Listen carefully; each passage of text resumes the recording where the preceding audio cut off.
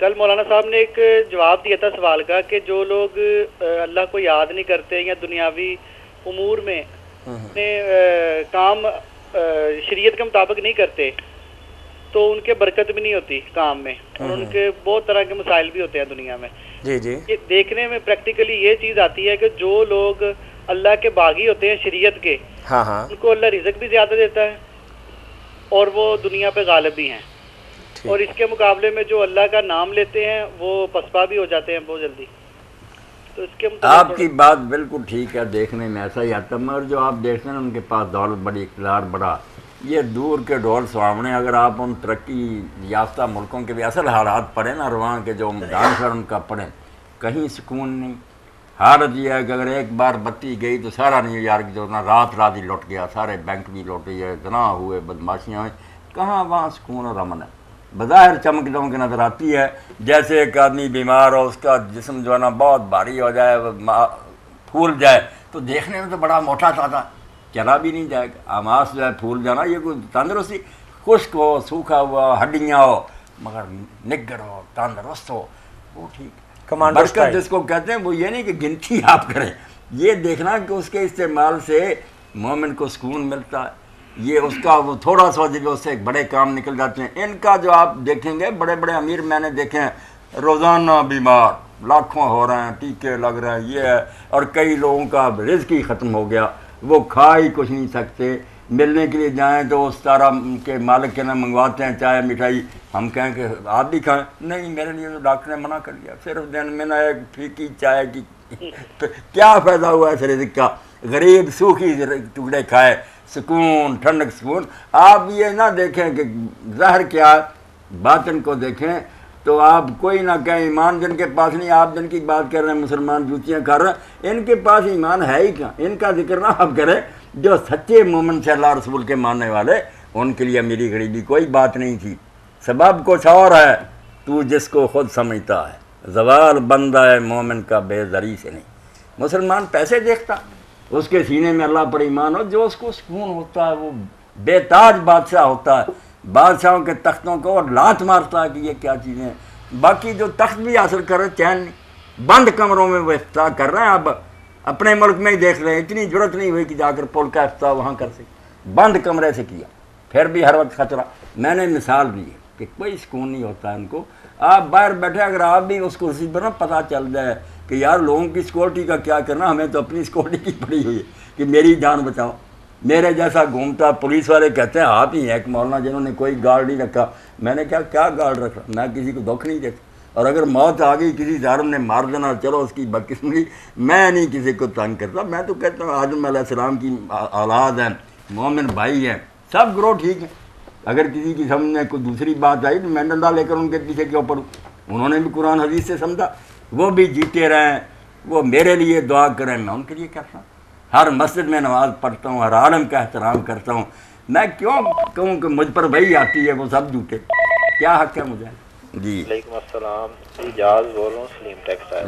ماشاء اللہ ماشاء اللہ. اچھا، مجھے یہ سال ثواب کے بارے میں پوچھنا تھا جی کہ یہ جو ہم فاتحہ خوانی کرتے ہیں، جی ایک تو قبرستان میں جا کے پڑھیں اس کا زیادہ ثواب ہوتا ہے، یا گھر میں بیٹھ کریں اس کا بھی اتنا ہی ثواب ہوتا ہے؟ جی اور دوسرا یہ پوچھنا تھا، اگر ہم قبر پہ جا کے کچھ پڑھتے ہیں یا کوئی بات، اس سے وہ مردے جو ہوتے ہیں وہ آیا ہماری کوئی بات سنتے ہیں یا نہیں؟ بعض لوگ ہوتے ہیں جب کوئی فوت ہو جائے وہ فاتحہ خوانی نہیں کہتے، وہ کہتے جی جس نے پڑھنا جا کے قبر پہ جا کے پڑھے.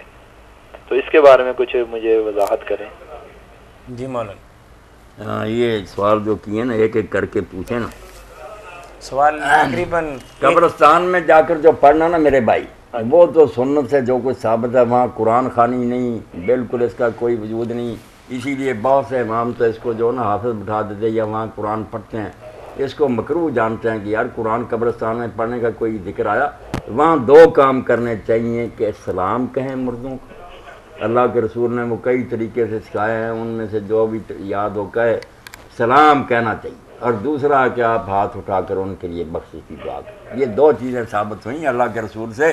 اس لیے بہت بڑے حنفی عالم امام رحمٰن فرماتے ہیں جو سنت سے ثابت ہے اسی پر بس کرو، اپنی طرف سے اضافہ نہ کرو، سلام کہا کرو اور دعا کیا کرو. یہ قرآن خوانی جو ہے نا، بڑے حنفی عالم گزرے اکبری دور میں سارے تقریباً گروہ مانتے ہیں دیوبندی بریلی، شیخ عبدالحق محدث دہلوی رحمۃ اللہ علیہ، ان کی بڑی پیاری کتاب ہے مدارج النبوت، حضور کی سیرت پڑھی لکھی ہے، اس میں ذکر کرتے ہیں یہ مردوں کے بارے میں، عادت نبوی نہ بود کے برائے میت جمع شوند و قرآن خوانند و ختمات خوانند، نہ برسر گور و نہ غیرہاں، کہ اللہ کے رسول اور صحابہ کا طریقہ نہیں تھا کہ لوگ اکٹھے ہوں قرآن پڑھیں ختم پڑھیں، نہ قبر پر نہ گھر میں، مجموعے ہوا بدعت، یہ سب کو لوگوں نے اپنی طرف سے بعض میں نکالا۔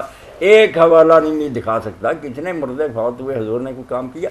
دعائیں کرتے تھے، قبر پر بھی کرتے تھے، آگے پیچھے بھی ہر وقت کرنی چاہیے، بلکہ نبی علیہ السلام نے ایک بہت نفع کی بات ہمیں بتائی کہ جو ایک مرتبہ کہہ دے گا نا، صرف ایک مرتبہ اللہم اغفر للمؤمنین والمؤمنات، تو جتنے آدم علیہ السلام سے قیامت تک مریں گے سب مردوں کے برابر ایمان والے جو مرے ہیں اس کے نامہ اعمال میں نیکیاں لکھی جائیں۔ یہ ختم ہے جو ہر شخص پڑھ سکتا، اور 25 مرتبہ صبح اور 25 مرتبہ شام کو پڑھنے کی اس کی ہدایت ہے۔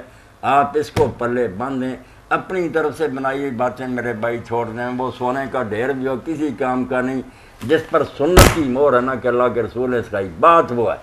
آپ دیکھتے ہیں کہ جو سرکاری نوٹ ہے وہ معمولی خاص کا، یہ پھول بوٹوں والے جو بیچتے ہیں بچوں کو دیتے ہیں، بہت اس پر گلاب کے پھول کسی کام کا نہیں، سرکاری نوٹ چلتا، سرکاری نوٹ یہاں کیا اللہ کے رسول کی سنت، آپ کا طریقہ ہمارے لیے سوائے نا۔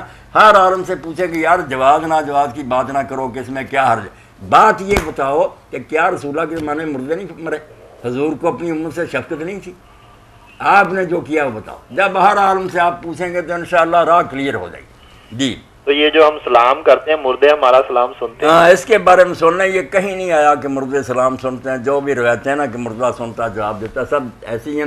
ہمیں دعا کرنے کا حکم ہے۔ دعا میرے بھائی یہاں ذرا اس لیے کہ آدمی ویسے ہی نہ سمجھے کہ میں بات کر رہا ہوں زوردار طریقے سے، کہ ایک بیدان شاہ بھی ہو نا، یہ تو پھر بھی مردہ کبھی زندہ تھا، بیدان چیزوں سے باتیں سکھائی ہیں دین نے، وہ یہ نہیں کہ اس نے سننا ہے، ہمارے اندر جوش بھرنے کے لیے کہ جیسے سچ مچ ہم اس سے باتیں کریں۔ اب چاند کی دعا ساری امت کو حضور نے سکھائی کہ جب چاند نکلے دعا پڑھو، اس کے آخر میں کیا، ربی و ربک اللہ، میرا رب بھی اللہ ہے اور اے چاند تیرا رب بھی اللہ۔ اب چاند ہزاروں لاکھوں میل پر ہے، ہم ہندو ہیں کہ سمجھیں کہ وہ دیوتا سنتا ہے، ربی و ربک اللہ، یہ جذبات کا اظہار ہوتا ہے میرے بھائی، اس کو لوگ سننے سنانے پر محمول کر لیتے ہیں۔ حضرت عمر رضی اللہ عنہ پتھر سے کہہ رہے ہیں اے حجر، میں خوب جانتا ہوں کہ تو نہ نفع دیتا نہ نقصان، صرف میرے رسول نے چوما ہے تو میں نے چومتا، ورنہ میں کبھی نہ چومتا۔ اب پتھر سنتا، لوگوں کو سنا رہے، تو قبر والوں کے سننے کا نہیں، ہمیں حکم ہے کہ پورا جوش کے ساتھ۔ جی وعلیکم السلام۔